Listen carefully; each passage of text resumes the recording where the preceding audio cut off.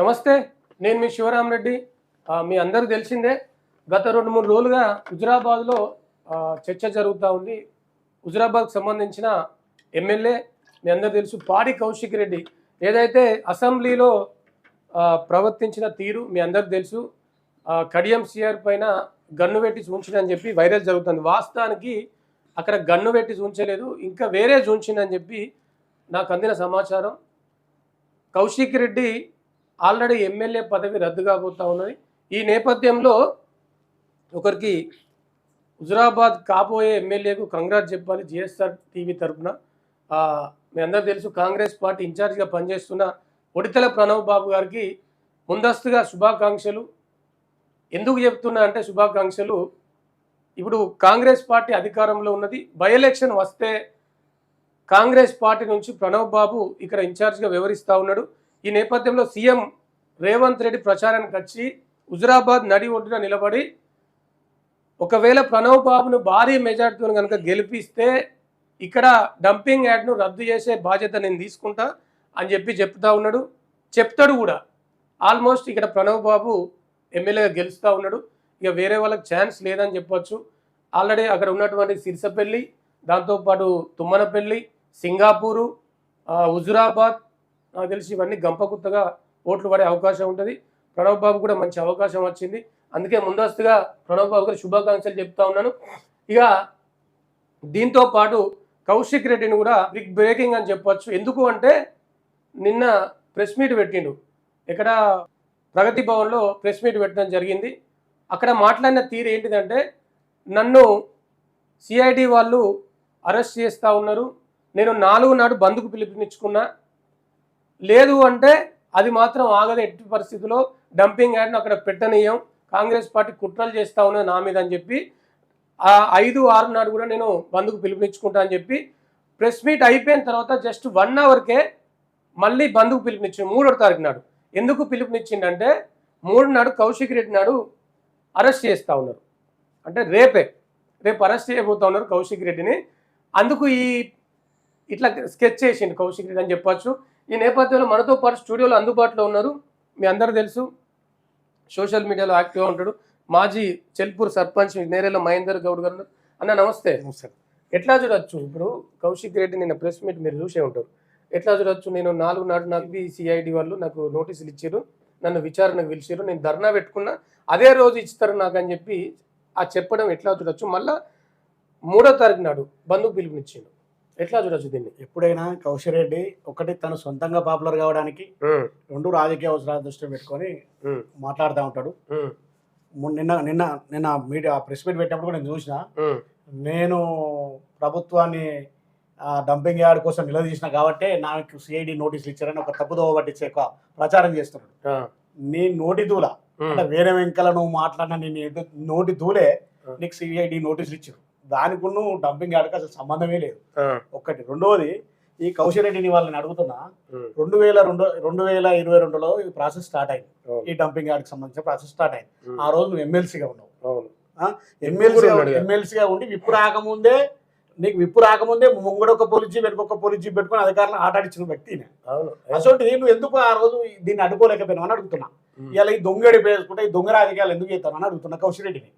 అంతే కదా? ఆ రోజు నీ చేతిలో ఉన్నది, అధికారంలో అంతా ఉన్నది. ఆ రోజు ప్రాసెస్ స్టార్ట్ అయిన తర్వాత 2024లో దీనికి పర్మిషన్ రావడం జరిగింది వాస్తవంగా. కాంగ్రెస్ గవర్నమెంట్ వచ్చిన తర్వాత పర్మిషన్ వచ్చిన వాస్తవం. కానీ ప్రాసెస్ అంతా వాళ్ళ గవర్నమెంట్ జరిగింది. మరి ఆ రోజు ఎందుకు అడ్డుకోలేకపోయినావు? నీకు ఎన్ని ముట్ట చెప్పారు ఆ రోజు? నీకు ఎన్ని ముట్ట చెప్తాను దాన్ని ఒప్పుకున్నావు అని అడుగుతున్నా కౌశిక్ రెడ్డిని. ఆ రోజు నువ్వు ముట్ట చెప్పిన ముడుపులన్నీ తీసుకొని చెప్పి దగ్గర పెట్టుకొని ఇవాళ దొంగడుపులు ఏడిచి ఇవాళ వచ్చి నేను ఏదో ఇది చేస్తా అని ఎందుకు అంటున్నావు అని అడుగుతున్నా.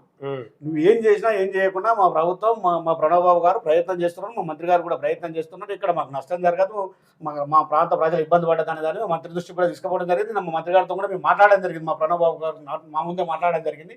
ఆయన కూడా పరిశీలిస్తున్నాం, ముఖ్యమంత్రి దృష్టి తీసుకుపోయి తప్పకుండా ఈ డంపింగ్ యార్డ్ ఇక్కడ లేకుండా చేసే ప్రయత్నం చేస్తున్నాం. నా ప్రాణాలు వేనా ఈ డంపింగ్ యార్డ్ ఇక్కడ వరణీయ కావాలని నా మీద కుట్రేసి డంపింగ్ యార్డ్ పెట్టే ప్రయత్నం చేస్తున్నారు కాంగ్రెస్ వాళ్ళని చెప్తా ఉన్నాడు కదా. అదే అన్న, ఇప్పుడు అసెంబ్లీలో ఆయన మాట్లాడిన తీరు, దండం పెడతాడు ఆయన కదా. అసెంబ్లీలో మాట్లాడిన తీరు, ప్రవర్తించిన తీరు, కళ్యాణ్ శ్రీగారిని ఇట్లా కాల్ చేస్తాన్న తీరు, ఇంకా వేరే రకంగా మాట్లాడిన రేపు అవన్నీ అవన్నీ లోపల అవన్నీ బయటకు ఏదో వచ్చినాడు. చూసిండట అంటే ఈయన వేరేది. సభ్యత్వం రద్దు చేసి బయటకు వచ్చినాడు, ఆ మొత్తం వీడియోలు అన్ని బయటకు వస్తాయి. ఉమ్, అంటే అవన్నీ తప్పించుకోవడం కోసం, ఉమ్, ఇక్కడ ఉన్న ప్రజలను మభ్యపెట్టడం కోసం ఉమ్, ఈ డంపింగ్ యార్డ్ని అడ్డం పెట్టుకుంటాను. ఉమ్. అంటే ఇట్లా చిల్లరగా అసెంబ్లీలో ఒక అసెంబ్లీ అంటే ఆ, మంచి సభ అది వాస్తవానికి. ఇట్లా చిల్లరగా మాట్లాడు, చిల్లరగా ఏదేదో చూపించుడు, ఆ గన్ ఒక్కటే కాదు ఇంకా వేరేది ఉంచినాడు, అవును. అది చెప్పరాకుంటున్నది అవును, వాస్తవానికి. అవును. రేపు పొద్దున ఎథిక్స్ కమిటీకి సిఫారు చేసినాక ఇవన్నీ ఎవిడెన్స్ అన్ని తీసుకొని స్పీకర్ గారికి ప్రతిపాదించిన తర్వాత అప్పుడు ఈయన కోర్టుకు పోతాడు. ఎట్లాగా ఆ కోర్టులో ఆ ఎవిడెన్స్ అన్ని చూస్తారు. అప్పుడు ఈయన చేసిన చిల్ల వ్యవహారం అయితే ఏదైతుందో ఆ వ్యవహారాన్ని మొత్తం బయట పెడతారు. సో ఏం జరుగుతుంది అసెంబ్లీలో అంటే ఇట్లా వివరించే వాళ్ళందరి మీద కఠిన చర్యలు ఉండాలని చెప్పి అక్కడ సీఎం రేవంత్ రెడ్డి కఠినంగా వివరిస్తా ఉన్నారు ఈయన విషయంలో. వాస్తవానికి ఒక ఎట్లా అని చెప్పచ్చు, నా నోటితో నేను చెప్పచ్చు. మీరు గతంలో ఊకే అంటారు చిన్న పిల్లగాడు, చిల్లర పిల్లగాడు అని. మొన్న మీరు చూసారు అసెంబ్లీలో మాట్లాడిన రోజుకు ఆ తర్వాత రోజుల ప్రెస్ మీట్లకు చూడరు, ఆయన మాట్లాడే తీరు చూడరు, ఆయన మాట తీరు వెనకకి వచ్చింది. భయంలో పడ్డాడు బిడ్డాడు. పడడా మరి ఎమ్మెల్యే నౌకరు పోతేనే భయంలో పడ్డాడు. దొరుకున్న పొక్కల వాడే పడతాడు, ఏం డౌట్ లేదు. ఇప్పుడు అది శాసనసభ అంటే ప్రజలు ఎన్నుకొని ప్రజల తరఫున ప్రాతినిధ్యం వహించే ఆ సభలో ప్రజలకు సంబంధించిన చట్టాలు తయారు చేసి ప్రజలకు సంబంధించిన అభివృద్ధికి సంబంధించిన సంక్షేమ పథకాలకు సంబంధించి అన్ని చేసే ఒక దేవాలయాలు లాంటి శాసనసభ ఈయన అసభ్యకరంగా ప్రవర్తించడం, ఈయన తీరు ప్రజలందరూ గమనిస్తున్నారు. ఇవన్నీ ఎక్కడ మైనస్ అవుతాయో, ఎక్కడ ఇబ్బంది అవుతుందో, రేపు పొద్దున శాసనసభ సభ్యత్వం పోతే ఈ డంపింగ్ యార్డ్ కోసం కొట్లాడదనే ఇది చేసుకుని ప్రొజెక్ట్ చేసుకోవడం కోసం రాజకీయం చేస్తున్నాడు తప్ప, దొంగడు ప్లేస్తున్నాడు తప్ప ప్రజల మీద ప్రేమ ఉంటే ఈ 2.5 సంవత్సరాల రూపాయి పని చేసిండ ఈ హుజరాబాద్ ఎక్కడ కనబడ్డా? లేదు లేదు. అదే ఎలక్షన్ ముందు మీరు గమనించారు కదా, ఎలక్షన్ ముందు వినాయక చవితి వస్తే 5,000 వేలు ఇచ్చిండు ఒక్కొక్క వినాయకునికి, వినాయకుని మండపం దగ్గర, వినాయకుని మండపాల దగ్గర. ఎక్కడ చనిపోతే ఎవ్వో 10 రూపాయలు బిచ్చకొని కూడా 10 రూపాయలు కానీ ఈ వ్యక్తి 10 వేలు ఇచ్చింది చనిపోయిన కాడిపోయి. ముందు ఎలక్షన్ ముందు, ఎలక్షన్ అయిన తర్వాత ఈ మనిషి ఎక్కడ కనబడతాడ? ఏ వినాయకుని కానో, చనిపోయిన కానో, బతికిన కానో, మంచి కోసడి కన్నా కనబడతాడ? లాస్ట్ కు వాళ్ళ కార్యకర్తలు కూడా ఈసలించుకొని చీ అనే పరిస్థితి వచ్చి మన ఇళ్ళతో కూడా చూసిర్రా, కళ్యాణం జరిగే లాస్ట్ క్షణం వచ్చిన కళ్యాణం జరిగే కాడికి. ఎందుకంటే పొద్దుగాల వచ్చి హుజరాబాద్లో కూర్చొని అందరు నాయకులకు ఫోన్ కొట్టి బతిలాడుకుంటే ఎవరు రాలే ఎంబడి కళ్యాణం కాడికి. చివరి క్షణంలో ఎమ్మెల్యే రాకపోతే ఇద్దరు పోతారు కళ్యాణం కాడికి అని చెప్పి చివరి క్షణంలో ఇద్దరు పట్టుకొని వచ్చింది అక్కడికి. ఆ పరిస్థితి ఎలా ఉన్నది అంటే వాళ్ళ టీఆర్ఎస్ సంబంధించిన నాయకులు కూడా అసహించుకొని ఈసడించుకునే పరిస్థితి వచ్చింది. ఈయన తన సొంత స్వప్రయోజనాల కోసమే చూసి ఆ రోజు వీడియో కూడా మీరు చూసి మీ ఛానల్లో ప్రచారం చేసా టీవీలో ప్రచారం అని, ఆయన సొంత ప్రయోజనాల కోసం మాత్రమే తప్ప పార్టీ ప్రయోజనాల కోసం ఏం పని చేస్తాడు, ఆయన పార్టీ నాశనం చేస్తాడని చెప్పి వాళ్ళ అధిష్టానానికి ఫిర్యాదు చేసిన పరిస్థితులు ఉన్నాయి. వాళ్ళందరూ ఈయనేమో 2,000 కోట్లు ఉన్నాయని చెప్పిద్దరు, వాళ్ళ నాయకులే ఈయన దగ్గర పనిచేసిన వాళ్ళే. ఆయన దగ్గర పైసలు ఎక్కడైనా కారుకు స్టిక్కర్ వేసుకొని చనాలు పడకుండా తప్పించుకున్న దొంగ అని చెప్పి నేను లైవ్ ఎవిడెన్స్, నేను ఆయన కారులో కూర్చున్నా, అప్పుడు వాళ్ళ అన్న పిసిసి ప్రెసిడెంట్ ఉన్న కారు ఆ సైరన్ వేసుకొని చాలానన్నీ ఆ టోల్ గేట్ల కూడా కట్టకుండా దుబ్బిన వ్యక్తినే, తప్పించుకొని వ్యక్తినే. ఇప్పుడు ఆ ఔటర్ రింగ్ రోడ్ ఆడిడ ఐస్పీఎల్లో పోతే ఆ పెనాల్టీలు పడితే నెంబర్ అనేది ట్యాంపరింగ్ చేస్తారట పరిస్థితి ఉంటుంది. ఇంకొకటి ఈయనే మొన్న ఒక ఛానల్లో 2-3 ఛానల్లో మాట్లాడినా, నేను గోల్డెన్ స్పూన్ తో పెట్టినా నాకు 1,000-2,000 కోట్ల ఆస్తి ఉంటది, అది బయటకు చెప్పొద్దు అని అంటాడు. ఈయన ఎలక్షన్ అఫిడవిట్లా వీళ్ళ మొత్తం ఓల్ కుటుంబానికి సంబంధించి 56 కోట్ల ఆస్తులు ఉంచిండే ఈయన ఎలక్షన్ అఫిడవిట్లా.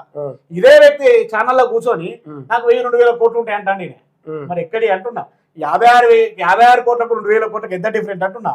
దీని మీద స్పీకర్ గారు స్పందించాలి, గవర్నర్ గారు స్పందించాలి, ఎలక్షన్ కమిషన్ స్పందించాలి, ఏదైనా చర్యలు తీసుకోవాలని చెప్పి నేను డిమాండ్ చేస్తాను. ఒకటి. రెండోది, నేను కూడా ప్రతిసారి చెప్తున్నా, ఆయన నౌకర్లు పెట్టి తన పైసలు ఇసుక ట్రాక్టర్ల మాఫియా, బూడిది మాఫియా, అందరి దగ్గర పైసలు తప్ప 2,000 కోట్లు సంపాదించినట్టు నేను అంటాను. ఇవాళ నేను ఆరోపిస్తున్నా, ఎందుకంటే ఆయనే సాక్ష్యం నువ్వే కదా. ఆయన ఎలక్షన్ అఫిడవిట్లోనే 56 కోట్లు ఉంచిన వ్యక్తి ఈ 2,000 కోట్లు ఎక్కడి నుంచి వచ్చింది నేను అడుగుతాను.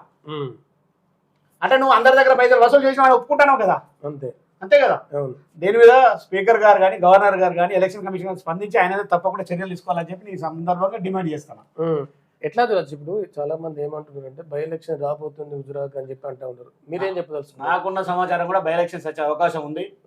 ఎందుకంటే ఒక్కొక్కటి 101 తప్పులు జరిగిన తర్వాతనే శిశుపాలునికి ఒక శిక్ష విధిస్తారు అన్నట్టుగా ఈయన తప్పులు కూడా ప్రభుత్వం అంటే ఈయన ఏమనుకుంటున్నాడంటే నేను ఏది మాట్లాడినా నడుతుంది, నేను హీరో అని అనుకుంటాను. కానీ ప్రభుత్వం చూస్తుంది ఒకటికి రెండు సార్లు మా ముఖ్యమంత్రి గారు స్టార్టింగ్ లో చెప్పిండు, వాళ్ళు చేసే పనులు అసెంబ్లీలో ప్రజలు చూడాలి, రాష్ట్రంలో ఉన్న ప్రజలందరూ చూడాలి. ఎట్టి పరిస్థితుల వల్ల శాసనసభ నుంచి మేము బయటకు పంపం, మేము చేసే పనులకు వాళ్ళు అవస్థపడాలి అసెంబ్లీలో అని చెప్పారు. అంటే ఎట్లా వీళ్ళు మమ్మల్ని దొబ్బేయాలి అసెంబ్లీలోకి వెళ్ళి అని చెప్పి మొన్న ఈ వేషాలన్నీ వేసిర్రాడ, రకరకాల వేషాలు వేసి ఏంటంటే మీరు అన్నారు కదా మమ్మల్ని ఎట్టి పరిస్థితుల్లో బయటకు పంపన్నారు కదా, ఇవాళ మమ్మల్ని అసెంబ్లీలోకి వెళ్ళి బయటకు పంపారు అని చెప్పి ఒక ఆరోపణ వేయాలి ప్రభుత్వం మీద అని చెప్పి రకరకాల ఎత్తుగడలతో వాళ్ళు ఈ ప్రయత్నాలు చేస్తున్నారు. అంతే, తప్పకుండా ఎలక్షన్స్ వస్తాయి, ఈయనను తప్పకుండా శాసనసభ సభ్యత్వం నుంచి తొలగిస్తారు. రాబోయే ఎలక్షన్లో ఇక్కడ హుజురాబాద్ కాంగ్రెస్ పార్టీకి వెళ్తుంది, మా ప్రణవ్ బాబు గారే ఎమ్మెల్యే అవుతారు. సో ఇది మొత్తానికి హుజురాబాద్ నుంచి ప్రణవ్ బాబు గారికి అడ్వాన్స్గా జిఎస్ఆర్ టీవీ శుభాకాంక్షలు చెప్తా ఉన్నది. చూద్దాం మరి ఒకవేళ బై ఎలక్షన్ వస్తుందా రాదా అనేది. Thank you.